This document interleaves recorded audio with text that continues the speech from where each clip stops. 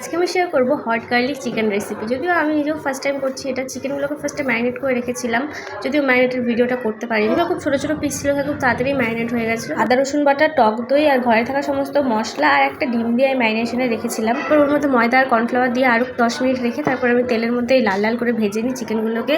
আর খুব পাতলা হয়েছিল, কোটিংটা এত সুন্দর হয়েছিল খেতে যে ভাজার পরে আমি 2-4টা খেয়েও নিয়েছিলাম ওখান থেকে। বাকি যে কটার বেঁচে ছিল সেটা দিয়ে আমি নেক্সট রান্নাটা শুরু করবো। তো তেল দিয়ে দিয়েছি এখানে, আর রসুন কুচি করেছিলাম, যেহেতু গার্লিক চিকেন তো গার্লিক তো লাগবে, মেন ইনগ্রিডিয়েন্টস এটাই। তো গার্লিক আর এখানে লঙ্কা কুচি একটু দিয়ে দিই ফার্স্টে।